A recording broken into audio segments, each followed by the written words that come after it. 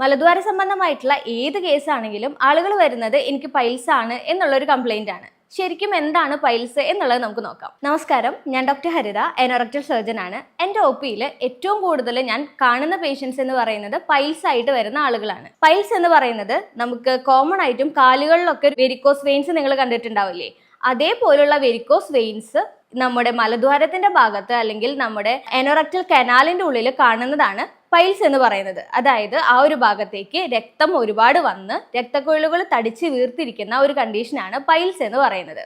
കൂടുതലും നമ്മൾ മനുഷ്യന്മാര് രണ്ട് കാലിൽ നിവർന്ന് നിന്ന് നടക്കുന്ന ആളുകളാണ് അല്ലേ. അതുകൊണ്ട് തന്നെ ഒരു ഗ്രാവിറ്റിയുടെ ഒരു ഭാഗമായിട്ട് തന്നെ നമുക്ക് രക്തക്കൊഴലുകളിലേക്ക് താഴോട്ട് കൂടുതലും ബ്ലഡ് വരാനും പൈൽസ് വരാനുള്ള ഒരു സാധ്യത നമ്മുടെ അനാറ്റമിക്കലി തന്നെ ഉണ്ട്. പിന്നെയുള്ള കാരണങ്ങൾ എന്ന് പറയുന്നത് നമ്മുടെ ദഹന വ്യവസ്ഥയുമായിട്ടുള്ള കാര്യങ്ങളാണ്. ഏറ്റവും കൂടുതലും കോൺസ്റ്റിപ്പേഷൻ അല്ലെങ്കിൽ മലബന്ധം ഉണ്ടാകുന്ന ആളുകളിലാണ് പൈൽസ് കോമൺ ആയിട്ട് കാണാറുള്ളത്. അതേപോലെ തന്നെ നമ്മുടെ ടോയ്ലറ്റ് ഹാബിറ്റ്സ് നല്ല രീതിയിലല്ലാത്തവർക്കും, അതായത് ഒരുപാട് സ്ട്രെയിൻ ചെയ്യേണ്ടി വരുന്ന ആളുകൾ, ഒരുപാട് സമയം ടോയ്ലറ്റിൽ ഇരിക്കുന്ന ആളുകൾ, ടോയ്ലറ്റിൽ ഇരുന്ന് മൊബൈൽ യൂസ് ചെയ്യുക, ന്യൂസ് പേപ്പർ വായിക്കുക, അങ്ങനെയുള്ള ഓരോ കാര്യങ്ങൾ ചെയ്യുമ്പോൾ നമ്മൾ കൂടുതലും സ്ട്രെയിൻ ചെയ്യേണ്ടി വരികയും ഇത് പൈൽസിന് ഒരു പരിധിവരെ കാരണമാവാറുണ്ട്. അതല്ലാതെ പ്രഗ്നൻസി, ഡെലിവറിക്ക് ശേഷം എന്നിങ്ങനെയുള്ള മറ്റു കാരണങ്ങളും പൈൽസിൽ അടങ്ങിയിട്ടുണ്ട്. പ്രധാനമായിട്ടും പൈൽസ് എന്ന് പറയുന്നത് രണ്ട് തരത്തിലാണ് ഉള്ളത്. ഒന്ന് എക്സ്റ്റേണൽ ആയിട്ടുള്ള പൈൽസ്, അതായത് നമുക്ക് പുറമേ നിന്ന് തന്നെ തൊട്ടു നോക്കുമ്പോൾ ഫീൽ ചെയ്യുന്ന മുഴ പോലെയുള്ള ഭാഗം. രണ്ടാമത്തേത് ഇന്റേണൽ പൈൽസ്. ഇതിന് രണ്ടിൻ്റെയും ലക്ഷണങ്ങളിലും കുറച്ച് വ്യത്യാസമുണ്ട്. എക്സ്റ്റേണൽ ആയിട്ടുള്ള അതായത് പുറമേയുള്ള പൈൽസ് ആണെങ്കിലാണ് ഏറ്റവും കൂടുതൽ നമുക്ക് പെയിൻ ഫീൽ ചെയ്യുന്നത്. ഉള്ളിലെ പൈൽസിന് പൊതുവെ പെയിൻ അങ്ങനെ ഉണ്ടാവാറില്ല. ഉള്ളിലെ പൈൽസിന് മെയിൻ ആയിട്ടും ഉണ്ടാകുന്ന സിംറ്റംസ് അല്ലെങ്കിൽ ലക്ഷണങ്ങൾ എന്ന് പറയുന്നത് ബ്ലീഡിംഗ് ആണ്. ബ്ലീഡിംഗ് അല്ലാത്ത നോൺ ബ്ലീഡിംഗ് ആയിട്ടുള്ള പൈൽസും ഉണ്ട്. ബ്ലീഡിംഗ് ഉണ്ടാകുമ്പോൾ അത് എന്താ പറയുക, നമുക്ക് ചൂറ്റി വരുന്നത് പോലെ അല്ലെങ്കിൽ ഒരു പൈപ്പ് തുറന്നതുപോലെ അങ്ങനെ ചീറ്റി വരുന്ന തരത്തിലുള്ള ബ്ലീഡിംഗ് ആണ് പൈൽസിന് കൂടുതലായിട്ടും ഉണ്ടാവാറുള്ളത്.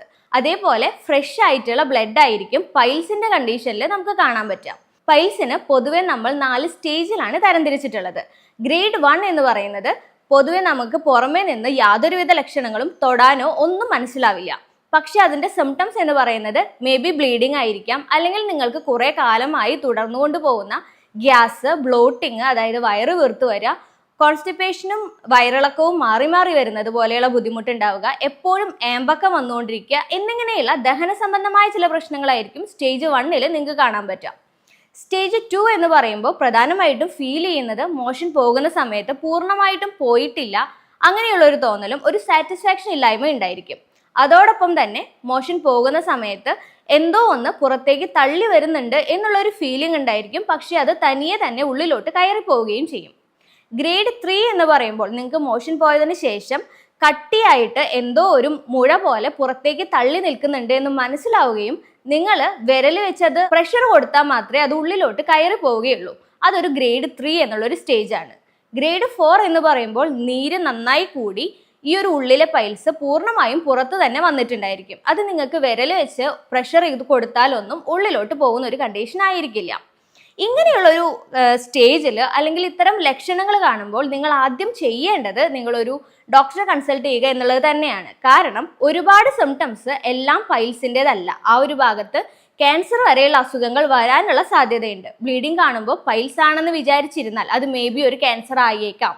അതുകൊണ്ട് നിങ്ങൾ എങ്ങനെയായാലും ഒരു ഡോക്ടറെ കൺസൾട്ട് ചെയ്യേണ്ടത് ആവശ്യമാണ്. ഇത് എങ്ങനെ തിരിച്ചറിയാമെന്ന് വെച്ചാൽ, നമുക്ക് ഒരു ഡോക്ടറുടെ അടുത്താണെന്നുണ്ടെങ്കിൽ നമുക്ക് തന്നെ ഒരു ക്ലിനിക്കിൽ വെച്ച് തന്നെ പരിശോധിക്കാനുള്ള സംവിധാനങ്ങളുണ്ട്. റെക്ടൽ എക്സാമിനേഷൻ എന്ന് പറയും. നിങ്ങൾക്ക് വിരൽ വെച്ച് പരിശോധിക്കാൻ പറ്റും. അതല്ലാതെ പ്രോക്ടോസ്കോപ്പ് എന്ന് പറയുന്ന ഒരു ഇൻസ്ട്രുമെന്റ് വെച്ചും നമുക്ക് ഉൾഭാഗം പരിശോധിക്കാം. അതല്ല എങ്കിൽ കോളനോസ്കോപ്പി വഴിയും നമുക്കിത് മനസ്സിലാക്കാൻ സാധിക്കും.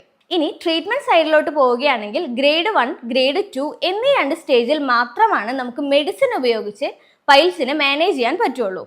ഒരുപാട് സാഹചര്യങ്ങളിൽ പേഷ്യൻസ് ഗ്രേഡ് 4 ആയാലും മെഡിസിൻ വാങ്ങി ഉപയോഗിക്കുന്നതായിട്ട് പലപ്പോഴും കാണാറുണ്ട്. പക്ഷേ ഒരു ഗ്രേഡ് 2 ശേഷം നിങ്ങൾക്ക് പൊതുവെ മെഡിസിനിൽ വലിയ റിസൾട്ട് കിട്ടില്ല.